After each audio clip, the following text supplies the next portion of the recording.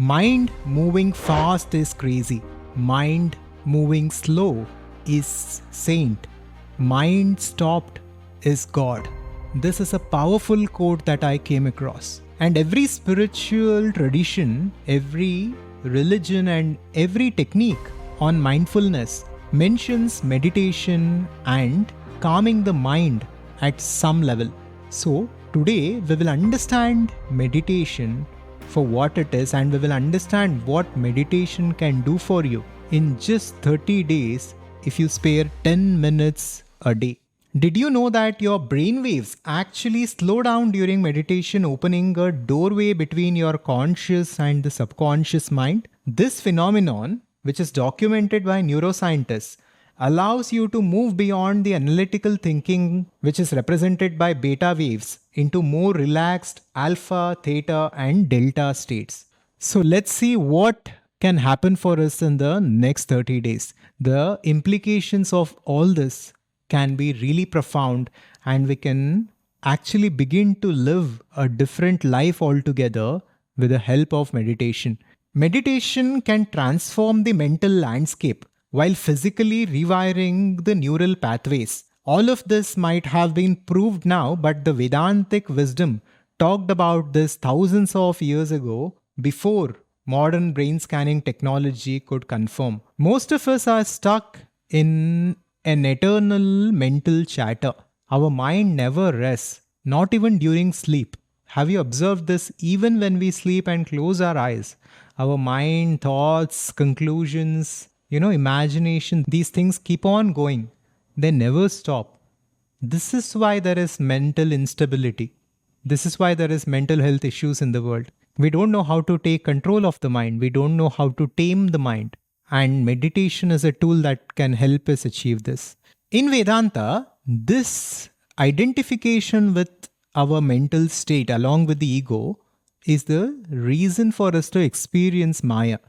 Is the reason why we experience this illusion of duality, separation, because of which we suffer.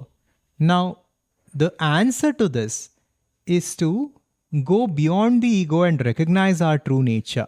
And in this regard, calming our mind and bringing our mind to a certain level of stillness can help us to eventually go beyond the mind. Apart from this, our internal state has a profound connection with the external reality. As per Advaita Vedanta, it's all one reality. There is no internal and external. This shows that everything is connected. And how we keep our mind and how we keep our state of being is directly linked to the kind of reality that we experience in terms of our health, wealth, relationships, and inner peace. Our mental state has a lot to contribute in terms of what we experience from this life. So it's very important for us to take charge of this. So let's begin to uncover this journey of 30 days and how it can help you and how you should approach this. At first, in the beginning, each and every one of us will have resistance. Our mind will stop us from sitting in stillness and meditating. Suddenly, as you sit in meditation, you will remember urgent emails, you feel itchy, you will feel hungry, you will hear a sound here and there. Somehow, somewhere, there is always distraction. Now, this doesn't suggest that you are not fit to meditate or meditation is not compatible with you. This is something that everyone goes through. When we try to still the mind and when we try to sit and meditate, all these resistances and all these things come into the mind. Initially, the mind will not allow itself to be still, but we need to push through this resistance. We just simply have to sit and close our eyes. And neuroscience confirms what the ancient tradition knew. Consistent meditation physically rewires the neural pathways. Daily practice for just 10 minutes initiates subtle changes that accumulate over time, gradually altering how your brain processes information and responds to stimuli. And the most important shift will happen beneath the conscious level. Most of us, when we think of meditation and when we sit for meditation, We expect to experience something miraculous, something, mind bending, like a glimpse at something, like channeling, and so on. All of these concepts have actually ruined the original essence of meditation. What actually happens is very simple and it is very evident. Real transformation is subtle. What you will begin to notice is that as you begin to meditate every single day, you will begin to pause before reacting. What was an unconscious pattern will become conscious. You will experience momentary spaciousness amid mental activity. There is also a concept of mental hygiene. Just like how we brush our teeth every single day, it is important to meditate because it creates a gap between our awareness and the mental process. And not only this, it sort of cleanses the mind. When we practice meditation every single day, it clears out the mental tension and that gap that is created between us as the awareness and the thought process is very crucial. It is the seed for real transformation and it will eventually bring the mind in order and will help us achieve fulfillment and clarity. After around 7 to 10 days of consistent practice, some people begin to notice some changes in their life. A quality of witnessing emerges, creating a gap between our negative patterns, negative thought patterns, emotions, etc. And instead of being involved and submerged in thoughts, we will see how we are separate from our thoughts, even though momentarily at first. And this is really significant. For most of the people, reaction is unconscious, but meditation creates a space between stimulus and response, where once you reacted automatically, meditation cultivates the capacity to pause, creating a moment of choice rather than compulsion. And this is the secret to true freedom. Now let's come to stage 2, where we have crossed the threshold, where we have persisted and gone beyond the resistance. And let's see what will happen in 10 to 20 days if we keep meditating. After around 15-day mark, many seekers see something very significant. That eternal battle between our thoughts and our awareness, where we feel stress, anxiety, and burnout, that begins to diminish, that begins to reduce. And that gap that was initially created between thoughts and our awareness, it sort of widens to give us a higher perspective of what mind actually is and what thoughts are. They are simply fluctuations in the mind. They are not who we are. We are beyond the thoughts. This becomes more and more obvious to us. And this witness that I talked about is called Sakshi Bhava in Vedanta. This is the witness consciousness. Vedanta says at the ultimate level, this is who we are. We are not the body, we are not the mind, but we are this witness consciousness. And as we go through this journey of meditation, this truth of Vedanta will become more and more evident. It will become more and more obvious. You will find yourself watching the mental activity as if observing clouds passing across the sky of your awareness. And the neurological basis for this is well documented.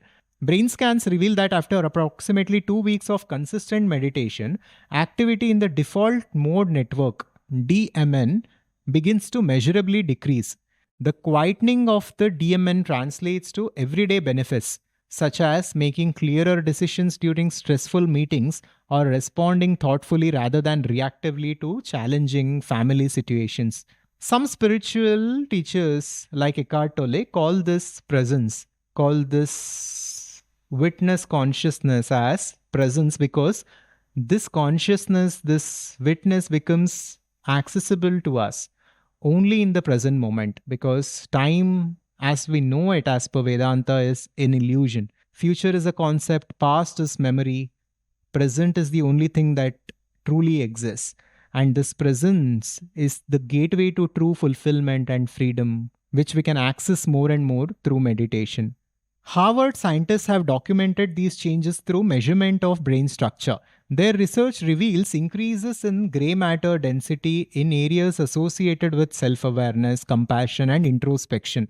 Some regions linked to emotional regulation and memory show particular growth, suggesting that meditation actually reconstructs the physical architecture of your brain. Now, let's come to the final stage of what can happen in 20 to 30 days when we consistently meditate. And have you thought of why these ancient traditions, whether it is Vedanta, whether it is Christianity, talk about 28 days or 40 days or 30 days as a time frame to practice something? There is a profound reason to this. These time frames are called as mandalas in ancient India. This is the amount of time that it takes for something to integrate. This is the integration process. When we practice something consistently for 30 days or 48 days, it becomes a part of our identity. It becomes a part of us. And only then can we see true change. And this is why most people give up. We just try something for 3 days, 4 days, or a week, and then we give up because we do not see any profound results. But in reality, true transformation takes time. We are trying to go beyond conditioning and the conditioned thought process that we are living for decades and centuries and even thousands of years because of, karma and because of rebirths. So, meditation takes time, but the results are quite obvious. As you enter days 21 to 30, you're crossing into territory where all the previous efforts converge. This final phase transforms your earlier gains. The mind awareness gap that formed in earlier stages now widens into a stable platform of witnessing consciousness from which you can engage life with unprecedented clarity. And again, during these stages, some more challenges might come up. When we become more and more self aware, the deeper layers of conditioning begin to open up, and we might see some more resistance and some more conflict between the mind and the awareness. But again, we simply need to persist. We need not fight the mind, we just need to be aware and we need to be witnessing of the mind. And navigating these fluctuations with patience becomes essential for sustaining this practice. The David Hawkins map of consciousness offers a framework that calibrates consciousness from lower states like shame and fear to higher states like acceptance and love. Regular meditation naturally elevates your baseline state, your bhava, moving you from reactive states to more expansive ones. This inevitably leads to tangible changes in physical and emotional well being. And by day 30, these changes transform your relationship with challenging circumstances. Life's difficulties don't disappear, but your capacity to remain present amid these situations will dramatically improve. And as we looked at the Hawkins consciousness map, emotions that once seemed overwhelming begin losing their grip. Not because you're suppressing them, but you're experiencing them from a different level of awareness or consciousness. So, as Vedanta says, consciousness is all there is. This consciousness is described as Satchit Ananda, existence, consciousness, and bliss.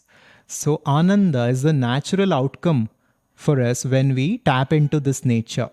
Meditation helps us do this more and more. In reality, Vedanta says that this is all there is. This is the ultimate goal for us. Ultimate goal for anyone is to experience absolute fulfillment permanently and get rid of suffering permanently. This can happen if we recognize this consciousness, the witnessing consciousness that we are. This can happen if we go beyond the body and mind. And meditation is the gateway for this. So when we quiet the mental turbulence, we access our fundamental nature as awareness itself. This conscious presence waits to be uncovered, not constructed. And I hope this helped you, it gave you some perspective. Along with this, what you need in this journey of conscious creation and conscious living is the company of the right-minded people. We need satsang, we need a community to take us through this journey. This is the reason why we created the Advaita Conscious Society. So if you wish to know more about conscious creation, for what it is, how it can help you live your ideal life, and if you wish to know more about our community, then check out this important video next. And at the end of this video, you will also get an opportunity to book a call with our team to explore this wisdom further and join us at ACS. So check this video next, and I will see you in the next one. Subscribe to Advaita to wake up. Shivoham.